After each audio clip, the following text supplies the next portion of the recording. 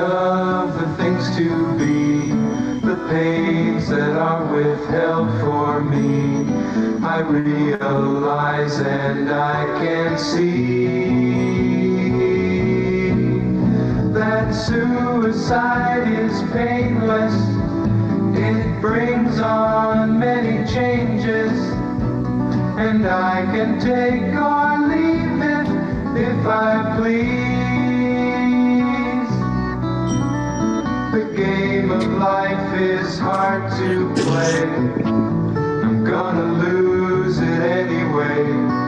The losing card I'll someday lay.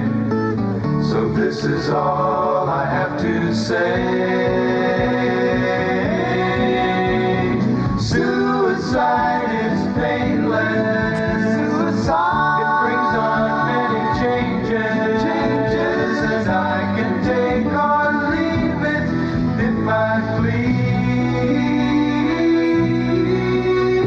The sword of time will pierce our skin. It doesn't hurt when it begins, but as it works its way on in, the pain grows stronger, watch it grin. Suicide is painless. It brings on many changes, and I can take or leave it if I please. A brave man once requested me to answer questions that are key. Is it to be or not to be? And I replied, oh, why ask me? Suicide is painless. It brings on many changes, and I can take or leave it if I please. And you can do the same thing if you please.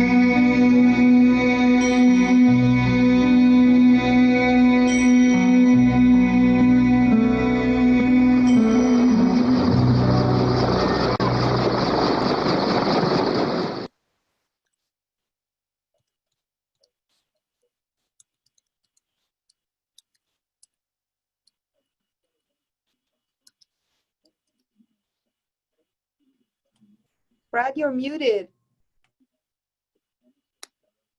Me, Jarvis.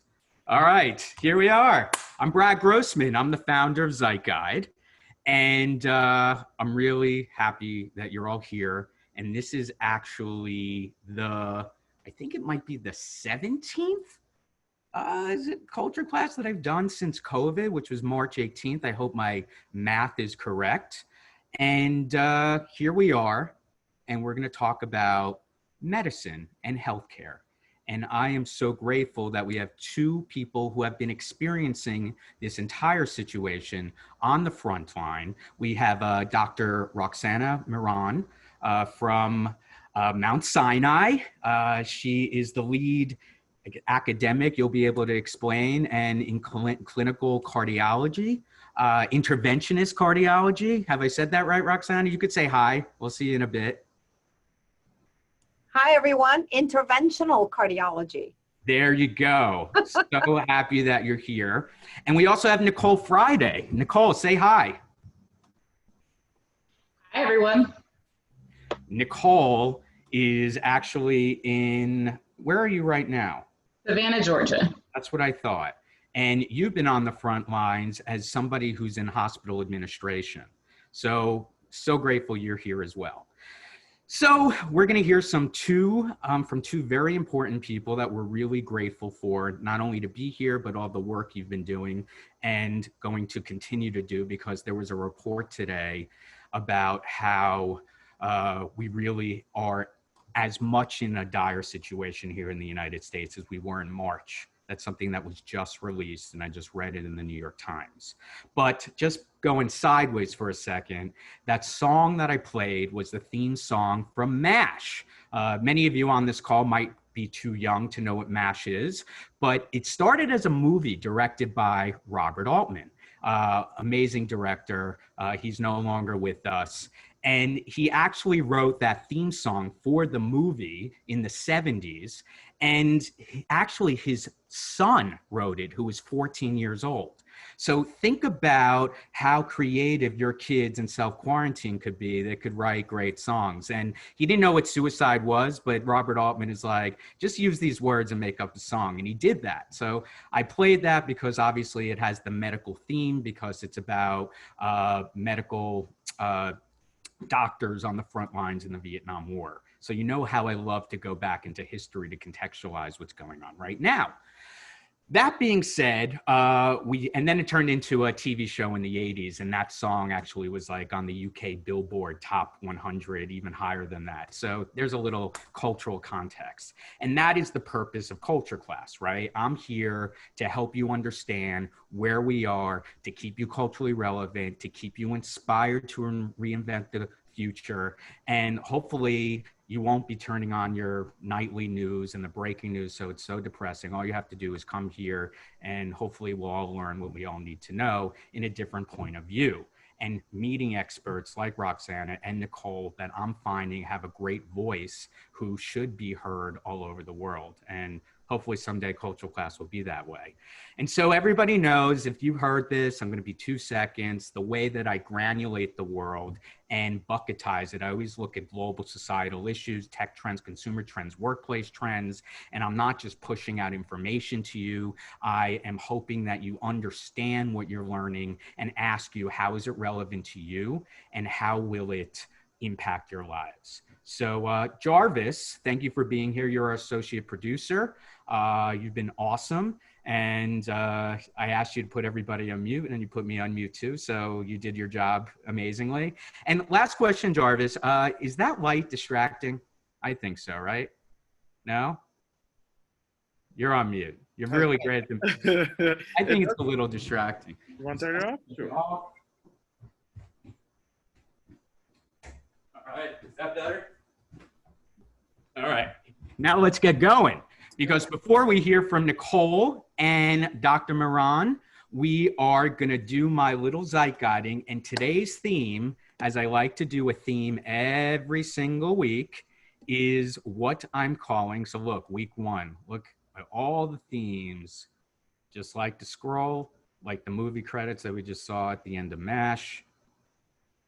And today, I will be talking about a concept that I've been thinking about and developing called the new domesticity. And actually, I'm really excited because I thought about one of the things that I studied at Brown. Believe it or not, I graduated with a degree in 1997 on cultural studies. And I'm blessed that I was supposed to I'm blessed that I found a career that I got to use my degree for. I was supposed to be a doctor, and I studied pre-med, and I actually did really, really well, and I was going to go to medical school, but then actually I had an internship one summer at Mount Sinai, and I threw up on a patient. So thank God I'm not a doctor, and we have Roxana here who is, and Nicole who experiences hospitals too. It just wasn't for me. So this theme, like I said, is what I'm calling the new domesticity. And I read this book at Brown called Desire and Domestic Fiction. And what I learned was that the domestic novel that was written in the 18th and the 19th century, right? You might think of like Dangerous Liaisons, you might think of, which is written in French, and I don't know French, so I'm not gonna, ruin the beautiful way of saying it, or a Jane Austen novel, or if you watch Downton Abbey is actually takes place, in the turn of the 20th century, but that was a historical representation of English culture for a couple centuries. And that actually represented the new domesticity in a way. So women were reading what they called the domestic novel. And as a cultural artifact, it shaped the way that women thought that they should conduct themselves by being the woman in the house, the person taking care of the kids, the person who basically in the family is taking care of the house, the private sphere, where the husband actually went into the city, into London, let's say, or Paris, and worked. So there was a division between private life and public life. And they created the heart of the household, and this eventually evolved what defined what they call the nuclear family, the middle class family. And obviously that has, for those of you who have experienced this, continued until the 50s, and then in the 60s during the Vietnam War era, civil rights, women's liberation, gay rights, there was this epistemological shift in terms of how women started to reconceptualize their role in the family. And as we are today, we know that we still have a lot of work to do. There's definitely been progress since the time of the domestic novel, right? But we have a lot of work to do. So that's just a little historical perspective of like the 18th and 19th century leading up to the 20th century to where we are now. And now I'm calling, now that we're all quarantined in our houses, the new domesticity. And whereas the old domesticity there was a division between the private sphere and the public sphere, now that we're all home, we're seeing a confluence of the private sphere and the public sphere. And it's not only COVID that has done that, it is basically social media. Everybody take Instagrams of like their sourdough bread. So look how we are evolving to what I'm calling the new domesticity. I'm just going to go through a couple links that kind of help me contextualize this. And I remember, thank you very much to those who contributed. At the end of the week, we email all of you all the links that have shaped my my lesson. I guess I'm a lesson planner. I'm a professor, right? Pop professor. I guess I finally figured out what my life's work is. Anyway, so number one, this is going to continue the new domesticity. As I said, in America so far, we'll see what happens to the rest of the world, although we are seeing in Japan and other places, Hong Kong, there have been spikes, and work from home is basically here to stay. And if we go back to what I said about gender, right, in the, a few centuries ago to now, we definitely have made progress, but this stay-at-home culture has changed women's lives, right? And we have been making this progress to having advancement of women in, work. Again, we have a lot of work to do, but could this experience undo in many families all the progress that women have been fighting for? And this article from the BBC talks about this woman, right, where she was actually hoping that this pandemic would enable her to split all the house activities between her and her husband, but her husband happened to have a job that had more Zoom meetings, right? And so Boston Consulting Group basically surveyed more than 3,000 people and found that working women currently spend an average of 15 hours a week more on unpaid domestic labor than men.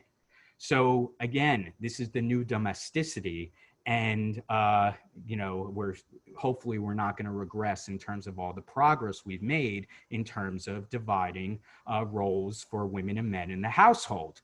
Now, there is a glimmer of hope here, right? And they actually did a survey towards the end of the article. I'll go all the way. It's a long article, but that's my job, is to read it, so you don't have to. Where is that part? Yeah, can we get back on track? And more than 40% of fathers said they were cooking more, while around 30% reported that they had increased the amount of time they spent on laundry and cleaning. So even though women kind of took control in the beginning of domesticity, men are actually stepping up to the plate. So there is a glimmer of hope, but I think we really should encourage that. Now, the horrible thing about this new domesticity is there has been a rise in domestic violence that a lot of people have been talking about, and a rise in mental health. So I'm staying on gender right here. And one of the things I wanted to show this clip that actually shaped and made me realize that this would be an amazing subject to talk about is because Jane Pauley, the host of CBS Sunday Morning, was talking about the revival of this book, which I bought, which is like the Bible of the art and science of keeping a house. And I just watched this clip and I want you to just see the signs and symbols that I thought were a little controversial. Room given a proper going over when they finish their breakfast. Not since season 3 of Downton Abbey has so much spring cleaning been seen in my house. Upstairs, vacuuming the furniture. Downstairs, You wang it, cleaning the vacuum filters. you wang it until it stops loosening dirt. Fighting grime with a fine-tooth brush. And I wasn't alone. In just a few minutes, you can actually see the progress that you've made. Spring cleaning has swept the country this spring. Cleaning and organization adds some structure to a very unstructured time. In Olive Branch, Mississippi, Heather Chambliss and her family used their stay-at-home time to tackle a to-do list. This is a project that we meant to do last summer, and we're finally getting to it. And in New York City, I found my son in the kitchen on his knees, rearranging the canned goods. Believe me, you don't see this with 20-somethings all the time. This was unprecedented. Cheryl Mendelson wrote the book on homekeeping. All right, so I can't go through it all in this culture class because then we'll never hear from our guests. But one of the problems I had was I saw those videos and how many men, even though she talked about her son, were shown in those images. They were all women except that one dad in the picture. So I just wanted to bring that out.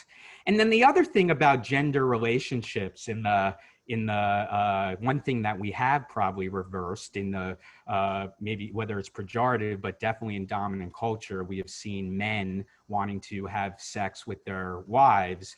And usually in media and entertainment, we've seen the wives being stay away, stay away.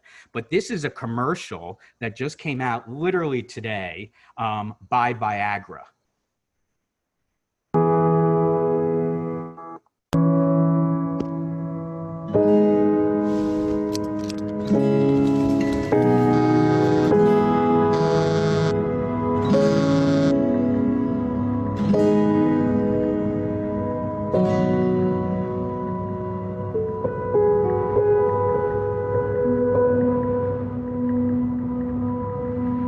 When I wake up, well, I know I'm gonna be the man who wakes up next to you. And when I come home, yeah, I know I'm gonna be the man who's coming home to you. And when I'm dreaming, well, I know I'm gonna dream about the time when I'm with you. When I'm working, yeah, I know I'm gonna be the man who's working hard for you. And if I grow, well, I know I'm gonna be the man who's growing old with you. And when I'm lonely, well, I know I'm gonna be the man who's lonely without you.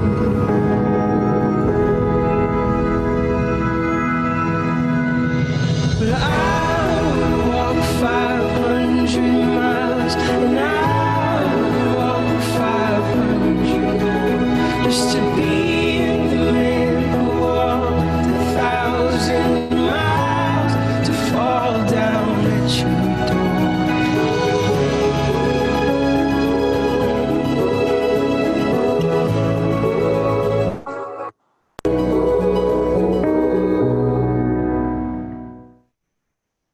Well, those definitely evolved from like in uncertain times commercials we've been seeing from brands. And I feel like now these brands and advertisers are now going into the human level because we are really feeling on almost the 5th month of this COVID stay-at-home crisis here in the States, affecting our psyches, mental health, and everything. I'm just going to flip through these pretty quickly. So back to the new domesticity theme. There was an article in the Wall Street Journal about how people are moving to the suburbs in Connecticut, and although prices have been dropping forever, those, like my brother, by the way, is going to score in terms of people having an exodus out of the city. Basically, there was a piece today in the Wall Street Journal about how what's bolstering up the economy are homes and also cars. So if we harken back to the 18th and 19th century, the cars are like the new horse and buggies that are going to have them escape the house and take them to the cities.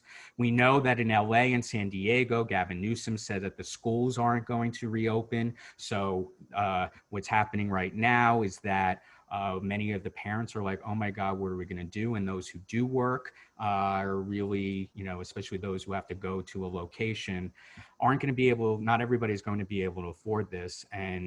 But also, this is another reason, this is another parallel to the new domesticity where they all had tutors and nannies. On actually, just a little bit of context, Axios and Ipsos did a poll, which says that 71% of parents polled says it'd be risky to send children back to school in the fall. 9 in 10 Black Americans and even a slim majority of Republicans said that they are scared to send their kids back. And in Los Angeles, there are more parents who are considering homeschooling. And I find this actually pretty fascinating because not everybody could afford that. I have friends in Los Angeles that I spoke to who basically said they're going to pull together 10 parents. They're going to have their kids socially distanced with masks. They're going to hire a teacher and give them all 10 grand. And obviously that's not going to be feasible for all the students because many are in the public school system there and are living, even though LA, there are a lot of rich people, there are also a lot of people who are less fortunate. And the other thing about the new domesticity is that Gen Zs are creating their own homes. Since colleges aren't really, I mean, Harvard said they're going to have 40% allowed back onto campus.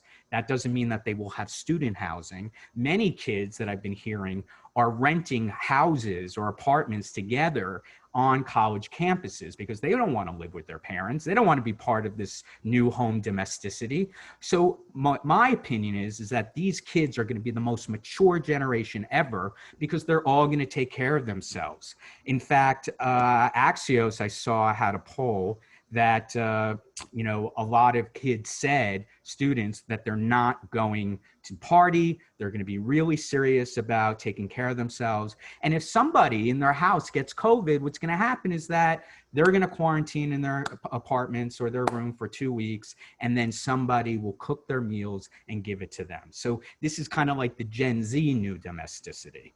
And one of the things that I also wanted to say is that there was a piece in the New York Times about TikTok, and I don't want to go through all the drama that's happening in TikTok and China and all that kind of stuff. I don't have it. If you want to learn more about it, I do this customized for organizations and like-minded groups, and I have a premium where I spend an hour doing all this ZEITGUIDing.